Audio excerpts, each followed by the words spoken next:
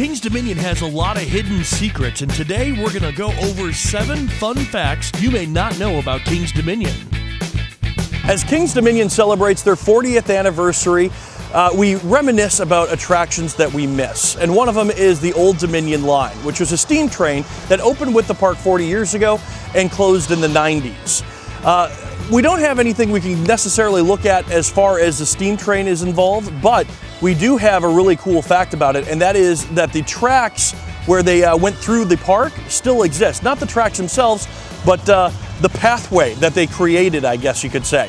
We're here in Dinosaurs Alive, and if you look down where the dinosaurs are walking behind me, you can actually see where the train tracks used to be. There's also a storage shed which still exists on property, which they used to house the engines in. So from there, the train came through Dinosaurs Alive here and then circled around and went off to the line. So here's one I don't think you know about. This is the moon tree here at King's Dominion. In the early 70s, a part of the Apollo 14 project, several seedlings were brought up into space. These seeds were then brought back down and then distributed throughout the United States, where they were then planted. King's Dominion had 2 moon trees, now they have 1 moon tree, and this is one of them. One of those seeds that went up into space and came back down. It's right off the midway by the Eiffel Tower. You can go up and you can hug the moon tree. You can take pictures with the moon tree. It's the moon tree.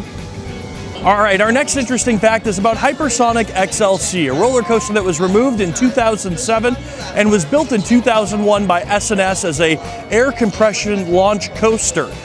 Parts of the station still exist today. If you look behind me, you can see 3 large tanks that were used in the air compression. Also, the train storage shed is there. It has a blue roof.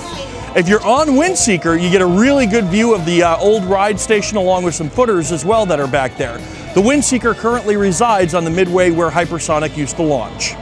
All right, here is our next interesting fact. Behind me is the Drop Tower, which is one of 4 attractions here at King's Dominion that go higher than 300 feet.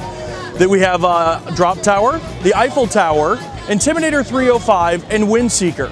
In 2012, when Windseeker was put into King's Dominion, it tied Cedar Point for the most attractions over 300 feet.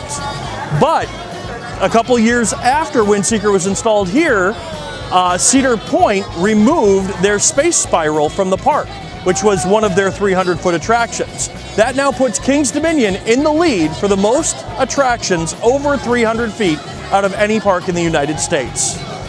All right, here's another interesting fact for you. In 1976, King's Dominion added a roller coaster called King Cobra. It was later removed and replaced by the Anaconda.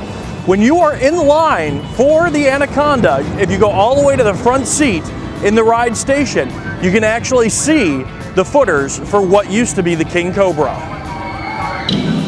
All right, so here is another interesting fact many of you may know if you have frequented King's Dominion over the years, and that is that the Volcano, the Blast Coaster, is not the first ride to use the Volcano Mountain here at the park. It actually used to be Smurf Mountain, the Haunted River, and several other attractions, which actually can still be seen today. If you look very closely when you look at the moat in front of the volcano, you will see a ride boat that is in a trough that goes through the lake. That actually used to be part of the Haunted River, and that used to be one of the boats used in the Haunted River. There's also a ride station that is above the actual volcano station that was used for several rides, and there's still several pieces of other rides that are installed into the mountain that have not been cut away yet. All right, here's one of the interesting facts we teased at the beginning of the show, and that is King's Dominion actually has 2 graveyards on property. One can be seen behind me, which is located in the parking lot of King's Dominion. Another one is in a backstage area of King's Dominion, which you do not have access to.